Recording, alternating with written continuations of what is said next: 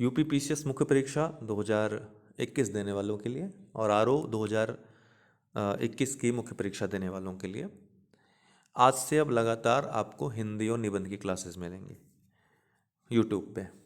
ठीक है, और प्रैक्टिस, चूँकि क्लासेस से आपका उतना भला नहीं होने वाला है जितना प्रैक्टिस से होने वाला है, क्योंकि वहीं पर त्रुटियां समझ में आएंगी आपको। नियम कानून तो आपको ये सब जो मैं बताऊंगा वो किताबों में भी, गूगल पे भी मिल जाएगा। तो नियम जान लेने से आप अच्छा नहीं लिखोगे। फिर भी चूँकि शुरुआत करनी है तो पहले नियम ही बताना पड़ेगा आपको। इसके पीछे क्या गूढ़ रहस्य है वो आपको बताना पड़ेगा। तो जो प्रश्न आपका आता है गद्यांश से, वो 3 प्रकार के प्रश्न आते हैं आरओ में मुख्यतः। एक गद्यांश, जो गद्यांश देगा किसी कहानी का या किसी गद्य का अंश, उस गद्यावतरण का आपको शीर्षक लिखना होता है। दूसरा, प्रस्तुत अवतरण का सारांश लिखना होता है आपको। और तीसरा, रेखांकित अंशों की व्याख्या करनी होती है। पूरा 21 अंक का यह आपका पेपर होता है। यह प्रश्न 21 अंकों का होता है। नियम फॉलो कर लिया, चीज़ें व्याकरणीय अगर त्रुटि आपने नहीं की है, स्पष्ट लिख दी है, तो ये मान के चलिए यहाँ पे मैथमेटिक्स पर आपको नंबर मिलेंगे 21 में से 18 अंक आपको मिनिमम मिलेंगे ही मिलेंगे। यहाँ पे कुछ आपको फैक्ट रटने की आवश्यकता नहीं है, कोई वोकैबुलरी नहीं है, सिर्फ आपको सामान्य जो नियम हैं उनको फॉलो कर लेना है। तो अगर आप आसपास भी आपने लिख दिया तो आपको उत्तम यहाँ पे अंक प्राप्त हो जाएंगे। और मेरिट में एक एक अंक का बहुत महत्व है, आपको पता है। तो इसलिए आज हम छोटे से वीडियो में सिर्फ शीर्षक की बात करेंगे। शीर्षक चुनने का हम तरीका आपको बताएंगे। देखिए, शीर्षक पूछा क्यों जाता है? इतना ही आसान होता तो पूछा ना जाता। इतना ही आसान होता तो क्यों पूछा जाता आपको मुख्य परीक्षा में शीर्षक लिखिए? मतलब कि कुछ ना कुछ गूढ़ बात है इसमें। वो गूढ़ बात क्या है, कभी आपके मन में आया? बिल्कुल मुझको पता है कि आपके मन में नहीं आया होगा। तो गूढ़ बात यह है कि आप, वो देखना चाहता है, आयोग देखना चाहता है कि आप एक अच्छे रीडर हैं कि नहीं हैं, आप एक अच्छे पाठक हैं कि नहीं हैं, वो देखना चाहता है। आप किसी कहानी को कितने ध्यान से पढ़ते हो, किसी उपन्यास को या किसी किसी भी विषय वस्तु को कितने ध्यान से, आपकी एकाग्रता देखना चाहता है वो।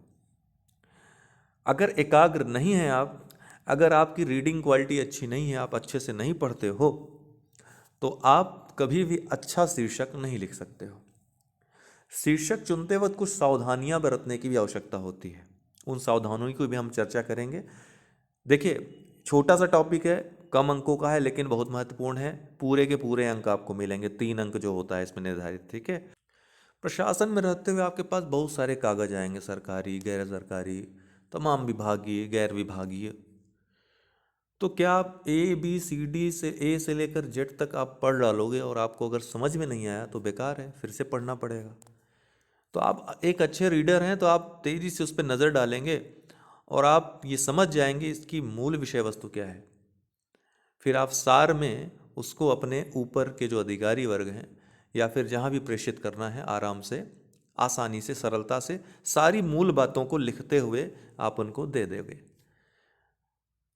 अभी हम जब पत्र लेखन बताएंगे तो वहाँ भी इसका सारांश का क्या प्रयोग है, अनुप्रयोग है, वो आपको तब समझ में आएगा कि क्यों सारांश आपको लिखाया जाता है, आपको शीर्षक की क्यों ज़रूरत पड़ती है। आप कोई विषय लिखोगे तो कैसे लिखोगे? जब इतना लंबा चौड़ा पैरा, ये तो छोटा सा गद्यांश है, वहाँ पे आपको पूरी फाइल मिलेगी, कभी कभी 1400 1500 पेजेस की। तो कैसे आप मूल बातों को निकालोगे, कैसे आप उसका शीर्षक चुनोगे कि आपका ऊपर का अधिकारी जो है वो 3-4 बातें जो आपने लिखी हैं मुख्य मुख्य निकाल करके वही पढ़ करके पूरी बात को समझ जाएगा। तो ये समझिए बड़ी जिम्मेदारी की चीज़ है आप करने जो जा रहे हो। इसलिए आपसे ये अपेक्षा की जाती है कि आप पहले से ही इसके लिए कितना रेडी हैं, इसकी आपकी परीक्षा की जाती है कुल मिला करके। तो समझिएगा इस चीज़ को, बहुत ही महत्वपूर्ण है। जब आपका एग्जामिनर कॉपी चेक करता है तो ये वाला जो पोर्शन है पूरी आपकी जो कॉपी आप लिखते हो उस पर इसका असर पड़ता है। ठीक है, तो ये बहुत ही महत्वपूर्ण पार्ट है। सबसे पहली बात तो ये मन में आप बैठा लीजिए। क्यों महत्वपूर्ण है मैंने आपको बता दिया। ये इतनी आसान लगती है दिखने में, लेकिन उतनी आसान है नहीं। क्यों? क्योंकि आपका परिचय करा रही है पढ़ने वाले से। तो देखिए, आप जब किसी मूवी का नाम सुनते हो, कोई मूवी का नाम सुने आप, जैसे आपने नाम सुना आशिकी। अब आशिकी मूवी का नाम आपने सुना तो आशिकी से जुड़ी जितनी भी कल्पनाएं हैं वो आपके मन में वो आ जाएंगी। मतलब इसमें एक आशिक होगा और एक उसकी जो है आशिका होगी। उन दोनों के बीच कुछ मधुर संबंध होंगे, कुछ विलेन टाइप के लोग भी होंगे उसमें बीच में। मतलब कुल मिलाकर जितनी भी जुड़ी चीज़ें हैं उससे वो आपके मन में अपने आप आ जाएंगी। तो मूल आत्मा तो आशिकी ही है इसकी, है ना। तो जब आशिकी मूल आत्मा है इसकी, तब फिर आप जब मूवी देखोगे तो आपको कहीं ऐसा लगेगा नहीं किसी भी पल कि ये मूल आत्मा से मूवी भटक रही है। और जब भटकती है तो आप निकल करके फिर उसकी बुराई भी करते हो कि क्या नाम रखा है, क्या दिखा दिया, है ना। तो वो तो मानवीय त्रुटि है। तो वैसी त्रुटि आपसे अपेक्षित नहीं है। आपका एग्जाम है, आप फेल हो सकते हो इससे।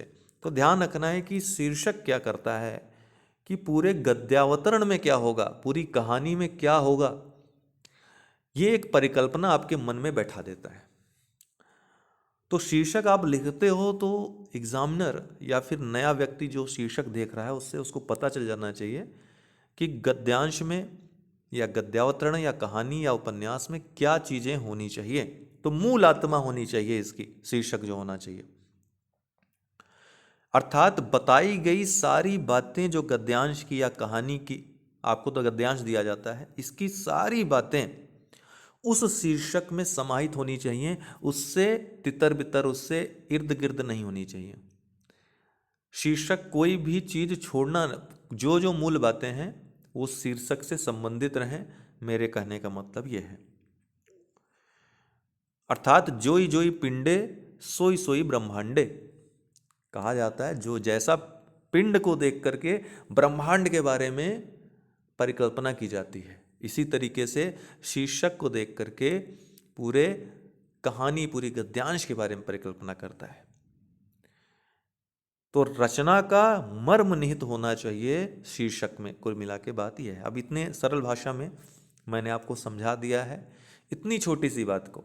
क्यों? क्योंकि महत्वपूर्ण है। और छोटा शीर्षक हमेशा ध्यान रखिएगा, छोटा और आकर्षक हो, जितना छोटा हो। ऐसा नहीं कि अब आपने अपने मन से छांट दिए पूरा, मतलब कुछ छुरी लिए और छांटते चले गए, सब्जी की तरह काट दिया, तो उसको कोई मतलब नहीं रह गया। जितनी बातें बताई हैं वो ध्यान में रखते हुए छोटा शीर्षक चुनना है। और ये छोटा शीर्षक केवल छोटा ही ना हो, आकर्षक भी हो। आकर्षक भी हो, जैसे ताकत आपने लिख दिया, ताकत। तो इसकी जगह जब आप शक्ति लिखोगे, कौन ज्यादा आकर्षक लग रहा है? ये शक्ति शब्द ज्यादा आकर्षक लग रहा है, ज्यादा सुनने बोलने में अच्छा लग रहा है, और छोटा भी है। तो इस तरह से किस भाषा का कितना प्रभाव है, इतनी तो समझ आपको हिंदी का पेपर दे रहे हो तो होनी चाहिए कि किस भाषा में कितनी शक्ति है, कौन सी भाषा ज़्यादा तत्सम है, ज़्यादा अच्छे से लोगों के दिमाग में घर कर जाती है, ज़्यादा अच्छा लगता है सुनने में, देखने में। तो उसी का आपको इस्तेमाल करना है शीर्षक के रूप में। अक्सर देखा जाता है लोगों की प्रवृत्ति क्या होती है, आदत क्या होती है। आदत के बारे में बात करना बहुत जरूरी है क्योंकि यही सावधानी है। अक्सर लोग करते क्या हैं कि गद्यांश पढ़ा, हाँ एक आध बार पढ़ लिया। पहली बात तो ये गलती नहीं करनी है, गद्यांश को कम से कम 2 से 3 बार पढ़ना है आपको। तभी आपको गद्यांश का पूरा भाव समझ में आएगा, तभी आप सारांश लिख पाओगे, तभी आप रेखांकित अंशों की व्याख्या कर पाओगे, तभी आप शीर्षक लिख पाओगे। तो सबसे पहला काम तो आपको गद्यांश जो है उसको ध्यान से पढ़ना है और इस गद्यांश को पढ़ करके आपको पूरी कहानी अपने मन मस्तिष्क में गढ़ लेनी है कि क्या हुआ होगा, गद्यांश के आगे क्या लिखा गया होगा, गद्यांश के पहले क्या लिखा गया होगा। तो आप ये जो पार्ट है जो निकाला गया है किसी कहानी से, किसी उपन्यास से या कहीं से भी, किसी गद्य से, उसको आपको देखना है और सोच लेना है कि क्या आगे लिखा होगा, क्या पीछे होगा। इसके लिए प्रैक्टिस बहुत आवश्यक है, जो हम आपसे करवाएंगे, खूब प्रैक्टिस करवाएंगे ग्रुप में, टेलीग्राम पे। तो मैंने कहा कि अक्सर लोग करते क्या है कि गद्यांश में जो शब्द बार बार आता है, कई बार आता है, उसी को सोच लेते हैं, बस इसको नहीं छोड़ना है, ये तो शीर्षक में रहेगा ही रहेगा, क्योंकि हर जगह जहां देखो वही है। मूल आत्मा होने का ये कतई अर्थ नहीं होता है दोस्तों कि उस शब्द का बार बार या 100 बार इस्तेमाल हुआ हो किसी गद्यांश में। मैं मना नहीं कर रहा हूं, ऐसा अक्सर लोग करते हैं, लेकिन ऐसा अक्सर हो सकता है, लेकिन ऐसा हमेशा हो ये जरूरी नहीं है।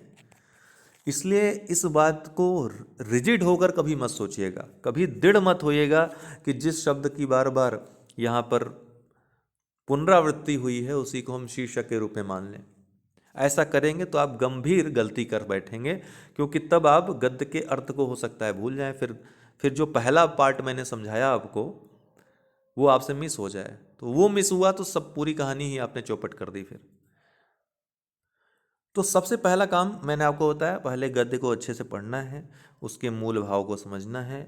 जब मूल भाव समझ लेंगे तो मूल आत्मा को निकालने में आपको तकलीफ नहीं होगी।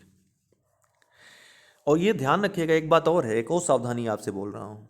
कुछ लोग सोचते हैं कि बस शीर्षक एक शब्द होना चाहिए, बस एक शब्द या दो शब्द बीच में और जोड़ दिया, किंतु परंतु जोड़ दिया। तो मैं आपको एक बात स्पष्ट करना चाहता हूं, शीर्षक कभी भी रिजिड नहीं होता है। शीर्षक ये लचीला है। किसी एक कहानी पर आपने देखा होगा अक्सर कि एक ही कहानी है, उस पर विभिन्न नामों की मूवीज बनी हुई हैं। कहानी वही है, लगभग लगभग सेम टू सेम, विभिन्न मूवीज बनी हुई हैं। इसी तरीके से एक शीर्षक, कोई जरूरी नहीं कि किसी गद्यांश या किसी उपन्यास को एक ही शीर्षक उपयुक्त हो, एक से अधिक शीर्षक उपयुक्त हो सकते हैं। अगर आपको लग रहा है कि इससे एक से अधिक 2 या 3 शीर्षक उपयुक्त हैं इस गद्यांश के लिए, तो आप उस शीर्षक का वहाँ पे उपयोग कर सकते हैं, या ऑब्लिक करके, कोई भी इसमें दिक्कत नहीं है। इससे आपकी समझ के बारे में, आपकी सोच के बारे में और ज़्यादा अच्छा ही प्रतीत होगा। लेकिन आप जो शीर्षक लिख रहे हैं तीनों, ऐसा नहीं कि जमीन आसमान का अंतर हो जाए दोनों में, लगभग लगभग समान होने चाहिए। और गद्यांश के मूल भाव, जो मूल आत्मा है, वो उसको टच करते हो, मूल आत्मा हो ये शीर्षक कहीं से भी गद्यांश को कहीं मिस न करते हो। ठीक है, तो ये बात आप ध्यान रखिएगा कि शीर्षक जो है एक शब्द भी हो सकता है, शब्दों का समूह भी हो सकता है, जैसे सामासिक शब्द जो होते हैं, शब्द समूह होते हैं सामासिक शब्द, तो शब्द समूह भी हो सकता है। कार्य और समय, मैं एक उदाहरण दे रहा हूं, सामासिक शब्द भी हो सकते हैं, शब्दों का समूह भी हो सकते हैं। जैसे जीवन मरण है ना, ये सामासिक शब्द है। जीवन मरण के बारे में ही अगर किसी गद्यांश में ऐसी कोई बात है तो जीवन मरण आप लिख सकते हो शब्द। ये 2 शब्दों का समूह हो जाएगा, यहाँ पे सामासिक शब्द का प्रयोग कर सकते। इसके अलावा किसी वाक्य का भी प्रयोग कर सकते हो आप। ऐसा नहीं कि केवल शब्द शब्द समूह हो, आपको लग रहा है कि शब्द और शब्द समूह से काम नहीं चल रहा है तो कोई वाक्य लिख सकते हो। किसी कविता का कोई अंश भी ले सकते हो, जैसे ईर्ष्या तू न गई मेरे मन से, ईर्ष्या तू न गई मेरे मन से। ये आपको बता आपसे मैं ऐसे ही पूछ लेना चाहता हूँ, ईर्ष्या तू न गई मेरे मन से, ये गद्य किस किस ने पढ़ा है? और शायद ये 11 या 12 की क्लास में था। और किसने ये लिखा है आप ज़रूर कमेंट बॉक्स में कमेंट करिएगा, अच्छा लगेगा कि आप लोगों को ये सब चीज़ें याद रहती कि नहीं। तो ईर्ष्या तू न गई मेरे मन से, कितना बढ़िया शीर्षक था। तो शीर्षक जरूरी नहीं कि कोई शब्द हो, शब्द के समूह हो, सामासिक शब्द हो, या फिर वाक्य हो, कोई वाक्यांश हो, कविता का कोई भाग हो। जैसे समय बड़ा बलवान है, समय बड़ा बलवान है, देखने में सुनने में बड़ा अच्छा लग रहा है, तो ये भी एक शीर्षक हो सकता है। शीर्षक आकर्षक हो, उसको आकर्षण देने के लिए आप उसे अलंकारिक कविता का रूप दे सकते हैं, उसे श्लोक का रूप दे सकते हैं, अच्छा श्लोक लिख सकते हैं, सूक्ति लिख सकते हैं, सूत्र लिख सकते हैं। कुल मिलाकर के मूल आत्मा हो, मूल भाव को व्यक्त करती हो, और ऐसा ना हो कि उसमें कुछ गैर जरूरी आपने शब्द ले लिए हैं, गैर जरूरी चयन उसमें नहीं होना चाहिए। वो बड़ा होते हुए भी सूक्ष्म होना चाहिए। तो इसलिए आपको यहाँ पर रिजिड होने की आवश्यकता नहीं है। न तो ऐसा करते हैं लोग, इसलिए मैं बार बार यहाँ पर जिक्र कर रहा हूँ, लोग रिजिड हो जाते हैं, नहीं हमको बस 2 ही शब्द इतने ही लिखने हैं, इतने, इससे ज़्यादा बड़ा नहीं करना है। तो ये आप बात मन से निकाल दीजिए। बहुत बड़ा बड़ा वाक्यांश लिखकर भी लोगों को पूरे पूरे नंबर मिलते हैं। हमने आपको बताया कि इतना बताने की ज़रूरत, आप सोच रहे हो कि इतने छोटे से 3 नंबर के लिए इतना बता डाल रहे हैं। मैंने आपको पहले भी बताया कि ये जो 3 नंबर, ये जो 21 नंबर है, ये पूरे पेपर में, कन्वेंशनल जो पेपर है, इसके पूरे नंबर पे आपके असर डालेंगे। इसलिए आपको यहीं से एक एक चीज़, प्रैक्टिस में तो अभी आपको मैं दिखाऊंगा कि आपके अंदर कितनी कमियां हैं, ठीक है। 15 से 20 दिन में आपको खुद समझ में आ जाएगा कि पहले दिन आप क्या थे और बाद में आपको क्या वहाँ पर गेन हुआ, ठीक है। तो बहुत सारी त्रुटियां होती हैं जो आपको समझ में नहीं आती हैं, लिखते वक्त, बोलते वक्त, पढ़ते वक्त। उसको जब आप सही कर लोगे तब आपको वाकई में कॉन्फिडेंस आएगा कि मैं लिख कर आया हूँ, मुझे नंबर मिलेगा। काटेगा तो कहाँ से काटेगा, ये कॉन्फिडेंस आपके अंदर आएगा। तो इन सब सारी बातों का ध्यान रखिएगा। शीर्षक चुनते समय बहुत ज़्यादा गंभीर चिंतन की आवश्यकता नहीं है, लेकिन लापरवाही और जल्दबाजी से चीज़ें गलत हो सकती हैं। तो आप सबसे पहले, जैसे यही है, साहित्य का आधार जीवन है, इसी नींव पर साहित्य की दीवार खड़ी होती है। उसकी अटारियाँ, मीनार और गुंबद बनते हैं, लेकिन बुनियाद मिट्टी के नीचे दबी पड़ी है। उसे देखने को भी जी नहीं चाहेगा। जीवन परमात्मा की सृष्टि है, इसलिए अनंत है, अबोध्य है, अगम्य है। साहित्य मनुष्य की सृष्टि है, मनुष्य निर्माण करता है, इसलिए सुबोध है, सुगम है और मर्यादाओं से परिमित है, क्योंकि मनुष्य की सोच की और कार्य की एक सीमा होती है। जीवन परमात्मा को अपने कामों का जवाबदेह है या नहीं, हमें मालूम नहीं कि क्या होगा जीवन के बाद, क्या होगा जीवन के पहले, क्या होता है, जीवन का उद्देश्य वास्तव में है क्या। लेकिन साहित्य तो मनुष्य के सामने जवाबदेह है। इसके लिए कानून है जिससे वह इधर उधर नहीं हो सकता, कुछ भी नहीं लिख सकते साहित्य में। जीवन का उद्देश्य ही आनंद है। जीवन का जो, अब देखिए, साहित्य फिर जीवन, फिर साहित्य फिर जीवन, तो ये साहित्य के बारे में बता रहा है, जीवन के बारे में बता रहा है, ये चीज़ें तो क्लियर हो रही हैं। जीवन का उद्देश्य ही आनंद है। मनुष्य जीवन पर्यंत आनंद की खोज में लगा रहता है। किसी को वह रत्न द्रव्य में मिलता है, किसी को भरे पूरे परिवार में, किसी को लंबे चौड़े भवन में, किसी को ऐश्वर्य में। तो जीवन में विभिन्न विभिन्न विभिन्न आवश्यकताएं लोगों की होती हैं। उन आवश्यकताओं की पूर्ति जब हो जाती है तो लोग आनंद उसमें प्राप्त करते हैं। लेकिन साहित्य का आनंद इस आनंद से कहीं ज़्यादा ऊंचा है, इससे पवित्र है, उसका आधार सुंदर और सत्य से मिलता है। उसी आनंद को दर्शाना, वही आनंद उत्पन्न करना साहित्य का उद्देश्य है। ये तो बहुत ही सरल गद्यांश है, यहाँ तो सीधे सीधे दिख रही हैं चीज़ें। यहाँ पर आपको बहुत ज़्यादा चिंतन मनन करने की आवश्यकता भी नहीं है। क्यों? क्योंकि यहाँ पर या तो साहित्य के बारे में बात हुई है या जीवन के बारे में बात हुई है।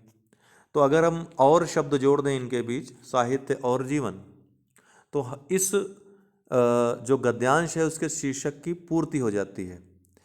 क्यों पूर्ति हो जाती? क्योंकि और शब्द में बहुत सारी चीज़ें आती हैं साहित्य और जीवन में। इसका मतलब साहित्य के बारे में परिचय है, साहित्य में क्या क्या चीज़ें हो सकती हैं, क्या होनी चाहिए, साहित्य का क्या उद्देश्य होता है। इसी तरह जीवन क्या होता है, जीवन का उद्देश्य क्या होता है, साहित्य में किस तरह से आनंद प्राप्ति होती है, जीवन में किस तरह से आनंद की प्राप्ति होती है, और शब्द में हम साहित्य और जीवन में अंतर भी ढूंढ सकते हैं। और शब्द में साहित्य और जीवन में कौन ज़्यादा सही है, कौन ज़्यादा उत्तम है, ये हम कर सकते हैं। जैसे कि यहाँ आपने देखा कि यहाँ तुलनात्मक रूप से कहा गया है कि साहित्य का आनंद जीवन के आनंद से ऊंचा है, तो तुलनात्मक थोड़ा सा अध्ययन हो गया यहाँ पे। तो और शब्द अगर आप जोड़ देते हो तो उसमें सारी वो बात समाहित हो जाती है जो आप सोच सकते हो कि उस गद्यांश में होगी। मैंने आपको वही कहा है कि शीर्षक देखते ही आप उसमें क्या क्या चीज़ें हो सकती हैं, हो न हो ये बात अलग है, ये तो गद्यांश है, गद्य तो आपने देखा नहीं है। लेकिन गद्य में क्या होना चाहिए या गद्यांश में क्या क्या होना चाहिए, आप पहले से ही सोच लो, विचार कर लो, सारी बातें इसमें आ जाएं, इसका मतलब उस शीर्षक आपका सबसे अच्छा है। तो साहित्य और जीवन इसका सर्वोत्तम शीर्षक होगा। अब नेक्स्ट वीडियो, अब आएगा प्रस्तुत अवतरण का सारांश। अगले वीडियो में सारांश लिखना हम आपको बताएंगे। अक्सर सारांश और संक्षेपण को लोग एक समझ लेते हैं और यही गलती हो जाती है। दरअसल इंग्लिश वाला जो आता है उसको कहते हैं प्रीसिज राइटिंग। प्रीसिज राइटिंग का अर्थ होता है संक्षेपण, और आपके सिलेबस में आरओ में सारांश है न कि संक्षेपण है।